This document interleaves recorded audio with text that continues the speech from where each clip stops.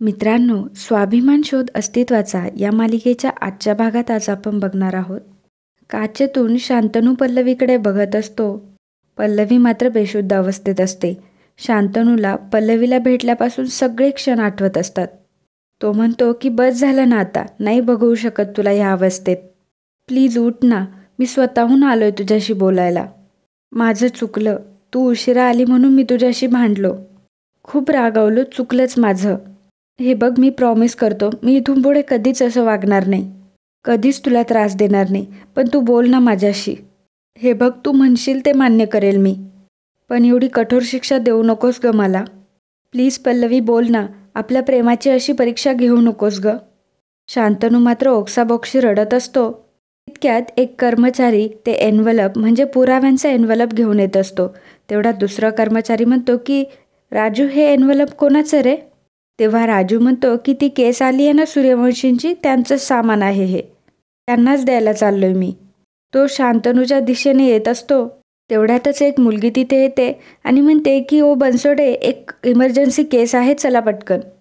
आणि मग राजू तो एन्व्हलप घेऊन तसाच तिथून निघून जातो. मित्रांनो, अजूनही तुम्ही नाती मराठीला सबस्क्राईब केलं नसेल तर प्लीज चॅनलला लगेच सबस्क्राईब करा. व्हिडिओला लाईक देखील नक्की करा. आणि आजचा व्हिडिओ हा खूप इंटरेस्टिंग असल्यामुळे व्हिडिओ शेवटपर्यंत नक्की बघा. धन्यवाद. मोठी आई इकडं फोनवर बोलत असते की हो हो, सगळं लक्षात आहे माझ्या. पल्लवी अजूनही जिवंत आहे. कदाचित तुम्ही येईपर्यंत सगळंच उरकलेलं असेल. मग आपल्या मार्गातला सगळ्यात मोठी अडचण दूर झालेली असेल. तेवढ्यातच प्रदीप तिथे येतो. मोठी आई मनात विचार करते, अरे देवा, इथं बोलताना तर काळजीच घ्यायला हवी. भाऊजींनी सगळं ऐकलेलं दिसतंय. मोठी आई म्हणते की भाऊजी कोणाला सांगू नका हा हे. प्रदीप म्हणतो, पण काय, कोणाला काय नका सांगू? मोठी आई मनात विचार करते की अच्छा, म्हणजे यांनी काहीच ऐकलेलं नाहीये तर. मग मोठी आई म्हणते की अहो हेच की पल्लवीवर हल्ला झाला हे कॉलेजमध्ये कोणाला नाही कळलं तरच चांगलं असेल ना. आपल्या संस्थेचं नाव आणि घराण्याचं नाव उगीच खराब व्हायला नको. प्रदीप म्हणतो की हो ते आहेच, पण मला एक विचारायचं होतं. हा पल्लवीवर जो हल्ला झाला तो तुम्ही आणि दादांनी मिळवून तर नाही ना घडवून आणला? मोठी आई म्हणते की अहो काय बोलताय भाऊजी तुम्ही, आम्ही हे करणं तरी शक्य आहे का? ही त्या पल्लवीच्या कर्माची फळं आहे. प्रत्येकासोबत वाकड्यात शिरते ती. असेल कोणीतरी दापोलीत तिचे वैरबीर, आपल्याला काय माहीत. तेव्हा प्रदीप म्हणतो की हो बरोबर आहे, पण गोष्टी इतक्या वेगाने घडत गेल्या ना म्हणून मनात शंका आली. पण बरं झालं, आपला यात काही हात नाही म्हणून चिंता दूर झाली. तुमचं चालू दे, मी आलोच, असं म्हणून प्रदीप तिथून निघून जातो. तर इकडे इन्स्पेक्टर सर आलेले असतात आणि ते सर्वांची चौकशी करत असतात. प्रभाकर सर म्हणतात की इन्स्पेक्टर साहेब, मी प्रभाकर सूर्यवंशी आणि जिजावर हल्ला झालाय त्या माझ्या सूनबाई. हा माझा मुलगा शांतनू आणि पल्लवी त्याची मिसेस. इन्स्पेक्टर विचारतात की अलीकडे तुमच्या सुनेचं काही भांडण वगैरे, म्हणजे कॉलेजमध्ये किंवा इतर कुठं? प्रभाकर सर म्हणतात की छे, असं काहीच झालं नव्हतं. इन्स्पेक्टर विचारतात की या घटनेच्या आधी त्या कुठे गेल्या होत्या आणि शेवटी त्या कोणाला भेटल्या, याचे तपशील आहेत का तुमच्याकडे? प्रदीप म्हणतो की इन्स्पेक्टर साहेब, जेव्हा शांतनूला फोन आला तेव्हा सगळे आम्ही धावत पळत इकडे आलो. इन्स्पेक्टर विभावरी आणि मेघनाला म्हणतात की मला तुम्हाला देखील काही प्रश्न विचारायचे आहेत. इन्स्पेक्टर विचारतात की पल्लवी सूर्यवंशी यांचा स्वभाव कसा आहे? अलीकडे त्यांच्या बोलण्यातून तुम्हाला काही वेगळं जाणवलं का? कुणी धमकी दिली आहे किंवा कुणी पाळत ठेवतंय असं काही? विभावरी म्हणते की नाही हो, पल्लवी अतिशय प्रेमळ आणि साधी मुलगी आहे. मेघना देखील म्हणते की आणि हो, तिच्या बोलण्यातून कधीच काही वेगळं ऐकलं नाही मी. इन्स्पेक्टर सर आदिती मॅमले विचारतात की तुम्ही कोण त्यांच्या? तेव्हा आदिती मॅम म्हणतात की ती माझी सून आहे.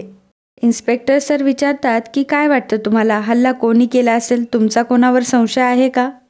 तेव्हा आदिती मॅम म्हणतात की खरं सांगायचं तर इन्स्पेक्टर साहेब, असं म्हणतात. खरं तर त्या थांबतात तेव्हा मोठी आई तिथे आलेली असते. सर्वजण मोठ्या आईंकडे बघत असतात. इन्स्पेक्टरला बघून मोठी आई चांगलीच घाबरते. इन्स्पेक्टर मोठ्या आईजवळ येतो आणि म्हणतो की नमस्कार सूर्यवंशी मॅडम. अहो मी ओळखतो तुम्हाला, एवढं मोठं नाव आहे तुमच्या संस्थेचं आणि तुमच्या घराण्याचंही. तुम्हाला तर मी ओळखणारच. सूर्यवंशी साहेब पुण्यात नाही आहे म्हटल्यावर सगळी जबाबदारी तुमच्यावरच असेल कुटुंबाची.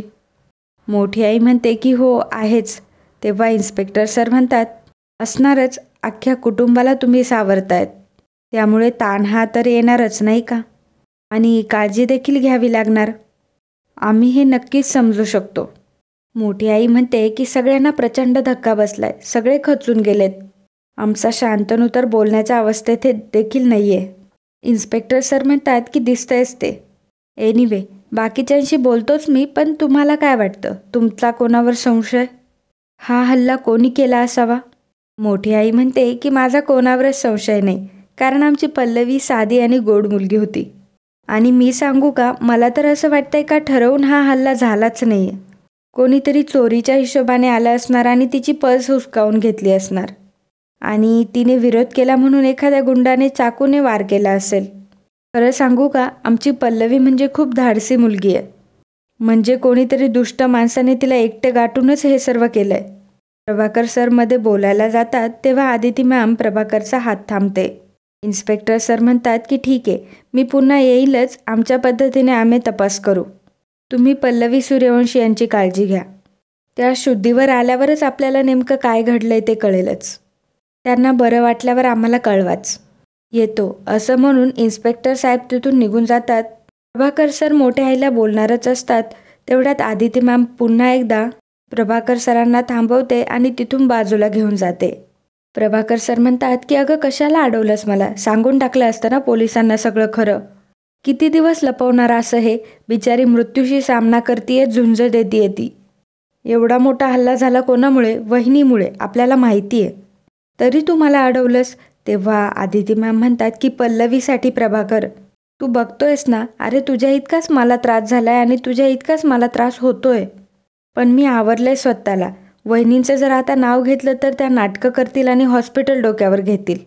प्रभाकर सर म्हणतात की म्हणून किती दिवस गप्प राहायचं, बोलायचंच नाही का? आदिती मॅम म्हणतात की हो प्रभाकर, पण आपण आत्ता आपल्याला राग आवरायलाच हवा. हे बघ, दादा आणि वहिनींना त्यांच्या पापाची शिक्षा भोगायला लावायचीच आहे, पण ही ती वेळ नाहीये. आता मी जर त्यांचं नाव घेतलं ना तर त्या शांतनूला नेहमीसारखं ब्लॅकमेल करतील.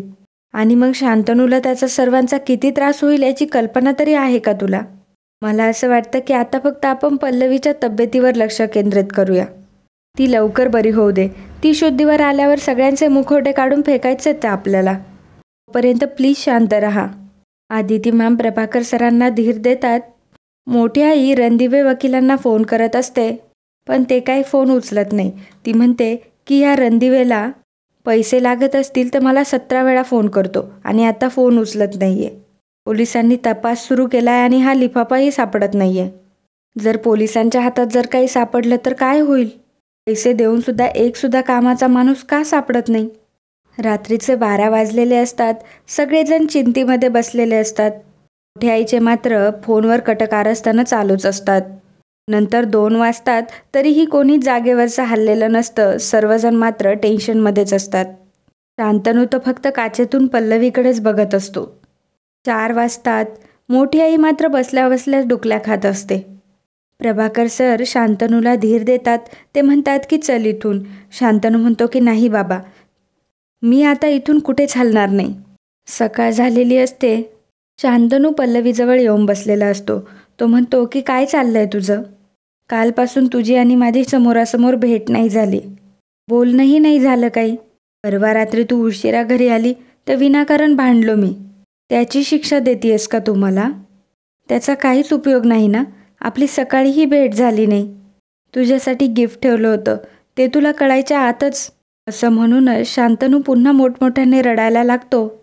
शांतनू म्हणतो की एवढी का रागवली आहेस माझ्यावर? एवढा वाईट आहे का मी? मी तुझ्यासमोर असूनही तू माझ्याशी काहीच बोलत नाही आहेस. प्लीज पल्लवी, उठ आणि डोळे उघड. हे बघ, मी आहे इथे.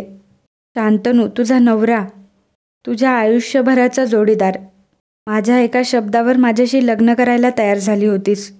मागचा पुढचा कुठलाही विचार न करता सप्तपदी पूर्ण केली होती. आयुष्यभर सोबत राहण्याचं मला वचन दिलं होतंस तू. काय झालं त्या वचनाचं? बोल ना. पल्लवी, मी प्रॉमिस करतो की इथून पुढे तुझ्याशी कधीच भांडणार नाही. तू जे म्हणशील ना तसंच होईल. तुझ्या मर्जीप्रमाणे सगळ्या गोष्टी होतील. पण प्लीज उठ आणि बोल माझ्याशी. तूच म्हणत होतीस ना आपण एक आहोत, शान्वी एक आहे. मग आता प्लीज फसवू नकोस मला. प्लीज डोळे उघड. असं म्हणून शांतनू डोक्याला हात लावून खूप रडत असतो. शांतनू पल्लवीचा हात हातात घेऊन म्हणतो की मी नाही जगू शकत तुझ्याशिवाय. तुला आपल्या प्रेमाची शपथ आहे, प्लीज उठ. प्लीज डोळे उघड. पण पल्लवी मात्र बेशुद्ध अवस्थेतच पडलेली असते.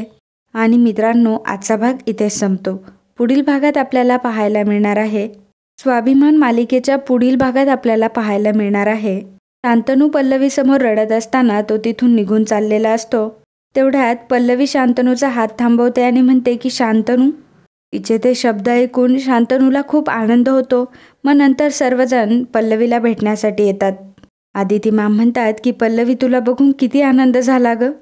मोठी आई मनात विचार करते की एवढा मोठा वार करूनही ही बाई जगली. इन्स्पेक्टर साहेब विचारतात की मॅडम, त्या दिवशी तुमच्यावर हल्ला नक्की कोणी केला? तुम्ही कोणाला बघितलंत का? मोठ्या आईला मात्र चांगलाच घाम फुटलेला असतो. आता पल्लवीचं उत्तर काय असेल हे आपल्याला पुढील भागातच कळेल. त्यामुळे पुढचा एपिसोड बघण्यासाठी आणि स्वाभिमानचे नवनवीन एपिसोड बघण्यासाठी आत्ताच चॅनलला सबस्क्राईब करा. आणि व्हिडिओ आवडला असेल तर लाईक आणि कमेंट करायला अजिबात विसरू नका. मित्रांनो, कालच्या एपिसोडमध्ये कमेंट करणारे आपले दर्शक होते रेश्मा भगत, चंद्रशेखर भातवाडेकर, स्वप्नाली बेलपत्रे, सुरेश देवरकर, कैलास जाधव, विजय निकम, योगेश मेश्रम, प्रतिभा मोहिते, राणी बेलोटे, मनीषा सिंपल रेसिपी, धनश्री देशमाने, वंदना तांबडे, भास्कर दहाले, संजय वैद्य, सुमित्रा जाधव, गोविंद परब, कैलास निकम, प्रमोद पंडित, अनिता गायकवाड, साहेबराव दराडे, मुकुंद कुलकर्णी, निकिता दोशी, आनंद केसवानी, लीना नाईक, गीता आर, नलिनी मोरे, मीना वाघ, मिनल पेडणेकर, रवींद्र वायकोळ, प्रिया जोईल, जयश्री जातेकर, स्वामी सखदेव, रुक्मिणी पवार, रमा वाडकर. त्याचबरोबर आपल्या अजूनही काही मित्रांनी खूप छान कमेंट केल्या, त्याबद्दल खूप खूप धन्यवाद.